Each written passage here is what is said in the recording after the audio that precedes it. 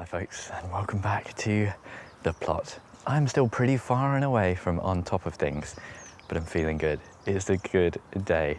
Today's Monday. I've got a few days off work because I'm doing various bits, but do you know what? I'm so behind.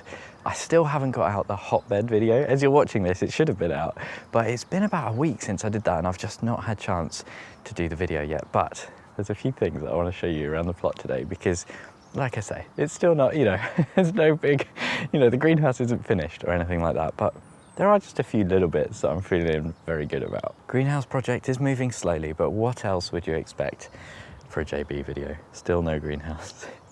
But the thing that I did find, which I got stupidly excited about, is this, which I don't even know. At first I thought it was a bed frame, but actually I don't know what it is, but I found it on the side of the road and now it's mine.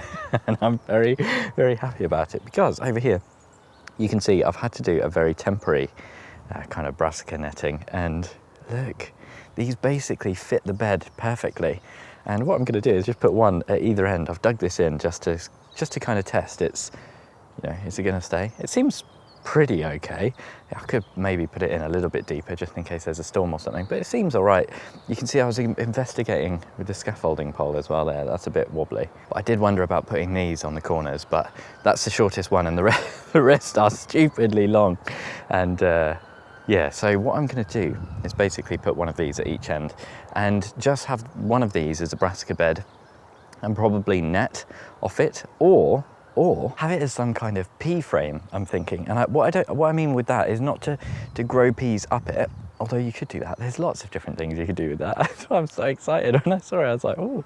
But what I think I might do is put one of those at each end and then run the string around the course of peas. So, if you had 2 lines of peas in the bed, then you could have kind of 4 lines of string, 1 line either side of the row of peas, if that makes sense. I've seen a few people doing that on Instagram, actually, and it looks like a really nice way of supporting peas. You sort of run it as they grow, so you do a course, wait for them to grow a bit, run a little bit more, then do another course, etc. And I think that might just be the perfect kind of solution. It's not super high, maybe 4 foot once it's dug in the ground, but that could be a winner, couldn't it? If I try it and it doesn't work, then, so be it. We'll find another home for it. But these brassicas are doing my head in a little bit. The fact that they're just in the middle of this path is really annoying me. When I first put the paths up, I was like, it'll be fine. But they're just starting, look. Can you see that? We've just got the first broccoli heads coming through. This middle bush looks really good, actually. Oh, yes. They're ready for harvest. Look at this little snail.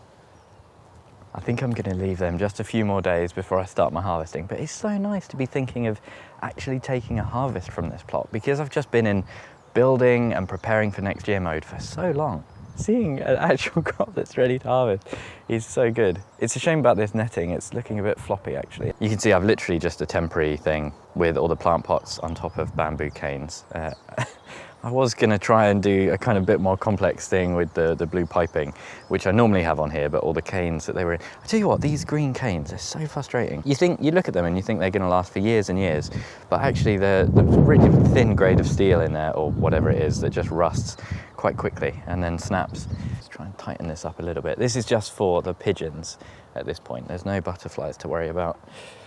But just try and get some of that slack. Hold it down with the camera. A little bit better. Like I say, it's just a quick temporary thing. Basically, I'm going to get these harvests off. Well, it can take a little while actually. They can harvest for a really long time. And then pull these out as quickly as possible so I can get this bed made up properly with a path. And then I can move to 2 smaller coverings for brassicas or whatever in the future. I did say I didn't want to do these as brassicas actually, so I might turn this one into peas, do something in this one, and then maybe move the brassicas up to these, because these ones are big chunky beds and that might be quite nice. Oh, look at the grass growth. You can see the clods. Oh, the beds do need a bit of prepping.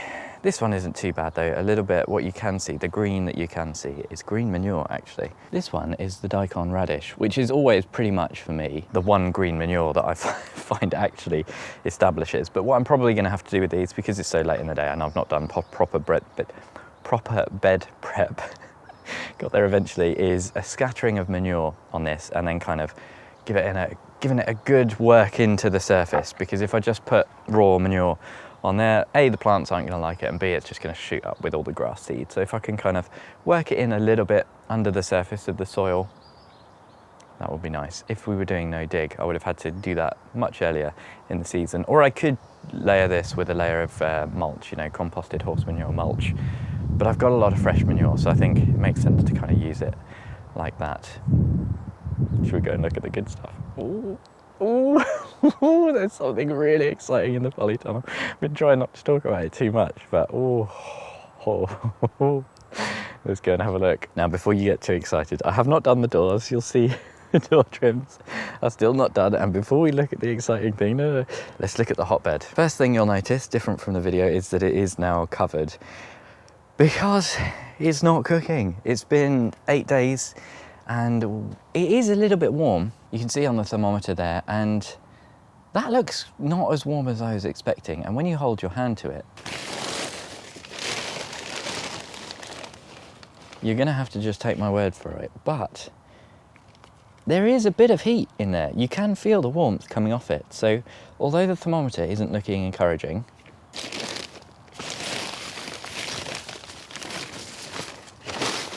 I think I'm going to give it maybe another week, because the danger with the hotbed is if I plant a load of stuff in this on top of it, on that soil layer, and then the horse manure really gets cooking and really gets up to like 60 degrees, it might actually kill the seedlings above it.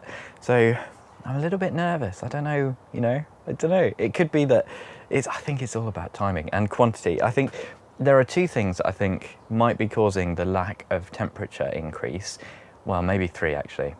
So first, it could be there's not enough horse manure. So it's starting the process, but there's just not enough to really get that vigorous heat.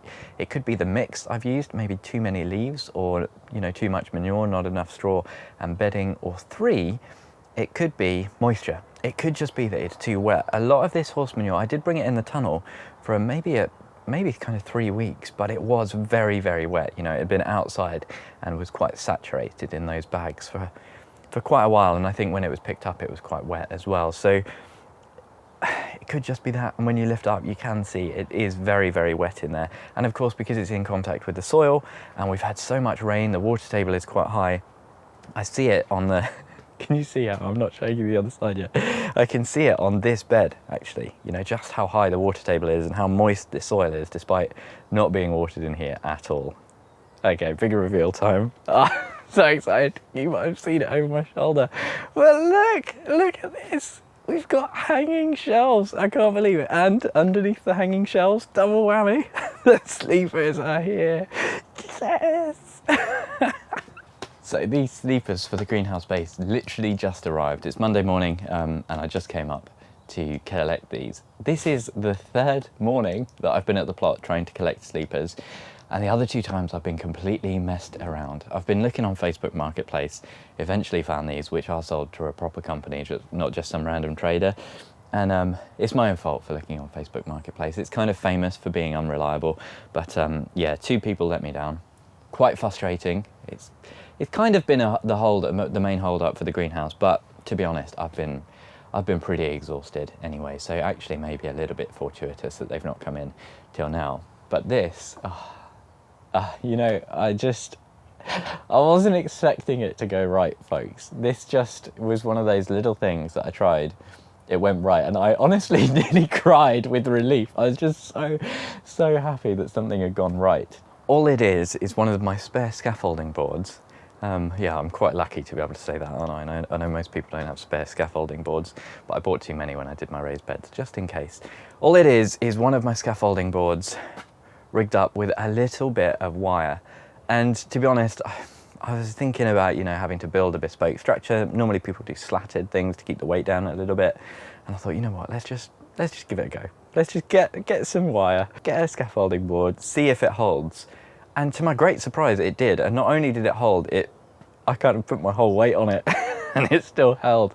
And I was like, oh, I think it's going to be okay. I'm a little bit nervous still. I am a little bit nervous. So please do comments in the, suggestions in the comments if you think this is a really bad idea. The wire is not a particularly strong gauge, but it's kind of medium. You can kind of bend it and flex it. and it cuts relatively easy. So it's definitely not the strongest, and I think this is similar. It's just got a coating. You can see I've done 2. So just in case, I've got sort of a redundancy built in, you know.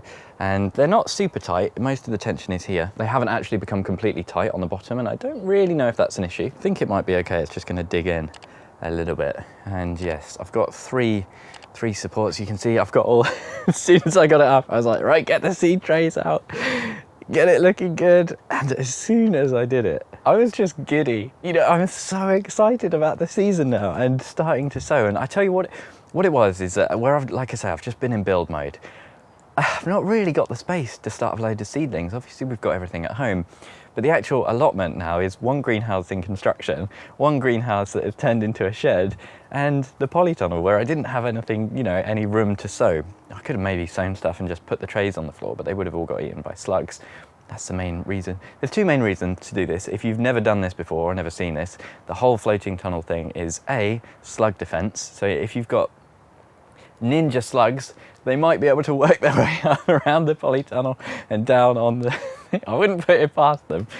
They can sometimes dangle down as well, can't they? But yeah, this is going to keep off the majority of slugs and rodents as well. So mice and that kind of thing. Like I say, unless you've got a ninja mouse that's going to be able to jump up here, they won't get your peas or your broad beans or anything like that. It's exciting. I wandered down Saturday and did this, and yesterday we had a good plan. You know, I got all my planning out. I had a little look on Veg Plotter, all the things to plan, just noted it all down.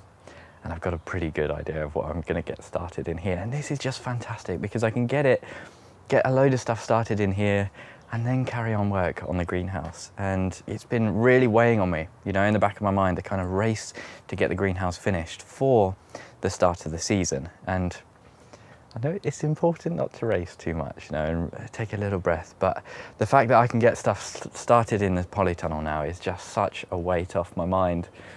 And just see... I know it's so silly, it's just a little thing, but the joy and the relief of having this. And one other thing is, this just seems like the perfect height to work at. You know, I need to get a little table set up in here and somewhere to like pot them on and that kind of thing. That'll just take a few minutes, but I just love the idea of sort of being at almost eye level, you know, with your seedlings and being able to see them all. We've got loads of trays. I've got, look at this as well. I completely forgot to tell you the method that I actually used to get this right. And look, it's pretty much bang on level. I couldn't believe it. And all I did really was kind of, I started over here with the first one and I just kind of eyeballed it, looked at what looked around the right height for this. Measured it with the tape measure. It's about 6 foot of wire, if you're interested. And then I kind of twisted it off at the top and I tried to measure that, but you know, it's all a bit rough and ready. So I did the second one 6 foot with a little bit extra for twisting and I got it perfect. I was like, yes. I am, like I say, slightly concerned about the longevity and stability. I don't think they're gonna break though. And you know, the concern is that when you put a load of soil on this and water it, that is a lot of weight. The scaffolding board is quite heavy too, but I've really given it it does make a little bit of noise, but I think it's fine. Fingers crossed. Like I say, do let me know if the comments are full of people saying, JB, do not put any weight on that. That is not safe. Then yeah, I might change tact. But you do want to be a bit, you know, better safe than sorry when you've got this loaded with all your young seedlings. But one person on my Patreon chat, actually, if you didn't know, one of the cool features of Patreon now is like we've got a private message thing on there. It's really, really nice to keep in touch with everyone. And someone sent a picture on there of theirs and they've used proper chains, like chain link. And I was like, oh, that's really clever. So I might upgrade to chain link or something like that if I can. But there's one other thing to show you just down here. Look at these in the bed. The cabbages have woken up. These were given to me, they're spares. I haven't grown these, so I can take no credit. You can see quite a lot of slug damage, but that's to be expected, I think. But really nice to see that they're actually waking up and really putting on some strong growth. There's lots of little bulby kind of things as well coming up, which I had forgotten about. And I don't really know what they are. They could be bluebells or gladioli maybe. I think they look a bit flatter, don't they? But there's all sorts coming up. There's a couple of bulbs of garlic at the back that have survived.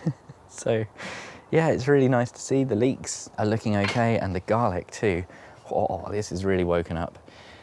So it's all kind of, I don't know, it's just that start of the season, isn't it? Things are waking up, and it's a very happy time. Unfortunately, my hay fever has woken up as well, which isn't ideal, but hey ho. Thank you ever so much for joining me on this little update. An extra special thank you to all of my Chili Pepper tier patrons: Tony, Bill, Pam, Louise, Mel, Michael, Denise, Socks in the Garden, Andrew and Sarah. Hopefully I'll see you again in the next one. And just so excited to get everything started, and I can continue plugging away at the greenhouse. Thanks for watching, folks.